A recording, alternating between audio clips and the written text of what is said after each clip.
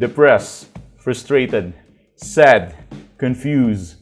You want answer. Let's talk. Give me a message sa page ko sa Philippine Dating Coach and you can have one-on-one coaching with Coach Baze, your dating coach. Just please subscribe to my channel and hit the bell button. Siguro kaya mo kinlik ang video na to dahil kung merong taong walang sawang iniisip ang ex mo, walang sawa na ina-analyze yung nangyari maghapon, walang tigil na iniisip ang ex, malamang ikaw yun. But I will ask you the same question. Paano ka ba walang tigil iisipin ng ex mo? I mean, ano ba kasi yung ginawa niya sa'yo? Bakit mo siya iniisip na magdamagan maghapon? Kaya mo siya iniisip magdamagan at maghapon, una sa lahat dahil iniwan ka niya. Or number 2, dahil dinamp ka niya, dahil nakipaghiwalay siya sa'yo. Number 3, siguro dahil naku-curious ka sa kanya at iniisip mo meron na siyang iba. O kaya, ang dami mong iniisip na tendencies and reasons kung bakit kanya ginanyan. So for that reason, talagang walang sawa mo siyang iniisip, maghapon, magdamag, at maya't maya. Halos puro ganun eh. Madalas mo na siyang isipin, madalas mo na siyang ilagay sa mind mo, and everyday parang nagiging trabaho mo na yan. Kasi sa totoo lang, kinakaligtaan mo na yung trabaho mo eh. Ang naiisip mo na lang yung ex mo. Yung trabaho mo, hindi mo na napofokusan. Lahat ng bagay halos sa buhay mo, hindi mo na napofokusan. Halos na lahat ng videos ko, napanood mo na kasi ito na yung pinaka nagiging entertainment mo. Bakit? Kasi walang sawa mong iniisip yung ex mo. And you need to learn from that lesson. Ano ba yung ginawa ng ex mo? Bakit mo siya iniisip na maghapon? Na the same thing din na pwede mong gawin sa kanya actually. Para wala ka rin niya sawang isipin. It's just, parang, ang tanong ko ay napakasimple. Bakit ba namamaga ang mukha ng isang taong sinuntok? Simple lang, kasi sinuntok siya sa mukha, kaya namamaga yung mukha niya. Same thing din sa'yo. Bakit ka nasasaktan? Kasi nga iniwan ka. So, paano mamamaga yung mukha ng isang tao? Kung namaga yung mukha mo sa pamamagitan ng pagsabak sa mukha mo, edi ganun din yung gawin mo sa tao para mamaga din yung mukha niya. I mean, if nagiget mo yung point ko, hindi pwedeng mamaga yung mukha ng tao kung bibigyan mo siya ng donut, ibibili mo siya ng pizza, ito-tolerate mo siya, o kaya after kanyang sinapak sa mukha, wala lang, smile ka lang, tapos yayakapin mo pa, mamahalin mo. Talagang hindi mo mamaga yung mukha ng tao kasi nga hindi mo naman sinuntok. Yung mukha mo yung nasuntok kaya namamaga. So from that illustration and analogy, it simply means na kung gusto mo na isipin ka rin maghapon ng ex mo, kagaya ng ginagawa mo, edi gawin mo yung ginawa niya sa'yo. Etong mga simpleng tips para maisip ka ng ex mo at gawin niya yung ginagawa mo over you. Number 1, kailangan mo siyang mapapraning. Mapapraning mo kung meron ka ng iba. Dapat maparamdam mo sa kanya na baka meron ka ng iba at pwede mong gawin yan through My Days or something like that. But, you know, yun yung isa sa mga paraan. Pasilosin mo if meron kang chance na gawin yun. Kasi ikaw, kaya mo siya iniisip kasi nagsiselos ka eh. Natatakot ka na may tendency na may potentially na meron na siyang ibang karelasyon.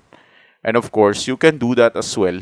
Yung potentially natakutin ka, yeah, I understand na medyo natatakot ka, but you can do the same shit na ginagawa niya, right? Or, isa sa mga technique natin is yung tinatawag na radio silence. If you are familiar with that. Radio silence is all about not using your Facebook account or social media account or any social media account. Meron dalawang klase ng radio silence. Yung isa, dine-deactivate mo yung account mo for almost 30 days or 40 days or ganon. Mga higit pa sa mga ganong araw. Minimum na yung 15 days kung kailangan. Or, yung isang type ng radio silence is hindi mo lang gagamitin ng Facebook mo. Wala kang ipopost na kahit ano. Wala kang ilalagay na My Days. Pero hindi naman siya deactivated. Basta nandun lang siya. Stagnant siya. Walang post, nothing. Walang kalaman-laman ng FB mo. Parang ganun. So, those are the two types of radio silence that you can also use so your ex will be curious about you. Imagine this. Saan ba nanggagaling ang lahat ng pag-iisip sa atin ng ex natin? It's because of curiosity. But if you want to learn more about this technique of curiosity, kung paano mo mati-trigger curiosity ng ex mo, just give us a message sa page ko sa Philippine Dating Coach. Pa-schedule ka sa akin at matuturuan kita ng mga strategies kung paano mas maging ka-curious sa ex mo. Okay? And I'm gonna give you the best method pagdating doon. Kasi situational kasi yan eh. Hindi naman kasi applicable lahat dito. Alam mo yun, hindi general advice ang YouTube. If we can talk about this, I can discuss this to you. Anyways, right now, I think ang pinaka-advice ko is you can do the same shit that your ex is doing towards you. Hindi ka kinakausap, binabaliwala ka, at higit sa lahat, hindi ka iniisip. And then, gawin mo yon. Huwag mong kausapin, baliwalain mo, at huwag mo ring isipin. And from that reason, gagawin mo yung same shit na ginagawa niya, and then the same effect will happen. Kasi nga, ginagawa niya sa'yo yun, effective. Napapraning ka, nababalo ka, maghapon mo siyang iniisip.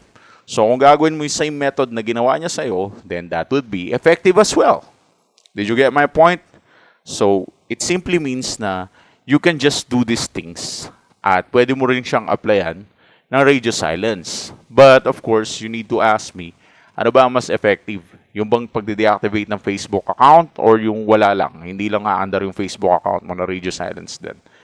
Both of these are effective naman. Pero, I think mas practical yung kahit hindi mo na-i-activate yung account mo. Basta wag ka lang mag-post, wag ka lang mag-my day. Wala lang ganun.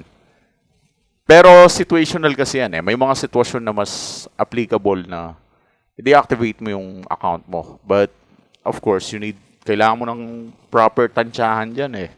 Hindi kasi pwedeng basta-basta ganun na lang. Anyways, isa pa sa mga pwedeng gawin mo, isa kasi sa mga pinakamahirap na part sa breakup is yung i-apply yung advice na maging masaya ka. Natural. Alam naman natin ang pinagdadaanan mo eh. Kahit naman panoorin mo lahat ng video ko, hindi ka naman magiging masaya basta-basta. Kahit umikot ka sa lahat ng YouTube platform at makapanood ka ng iba't ibang uri ng coaches, kahit sino pang magaling na coaches dyan na mapanood mo, kahit mapanood mo na ito ang magpapasaya sa'yo, siguro mabibigyan ka ng short-term happiness, but not that satisfaction to the point na magiging sobrang saya mo. I know how hard it is. However, wala kang choice kundi maging masaya, pambira ka. Yeah, I mean it. Maybe this self-help video cannot help you that much and cannot satisfy you from those questions that you have. Maybe this channel cannot help you to satisfy you to become happier than right now, di ba? But you don't have a choice but to be happy. Screw this one. Sino pa bang may paki sa ex mo, di ba? You must learn the method of letting go and forgiveness sometimes. You need to forgive. And you need to be happy. That's a protocol. And once you become happy, kapag naging masaya ka, magagamit mo yung same method na ginagawa sa'yo ng ex mo. Kaya ka napapraning, isa sa mga dahilan is nakikita mo kasi yung ex mo na masaya. And you are so insecure about it. And if you became happy, genuinely, yung genuine happiness, then you can do the same shit.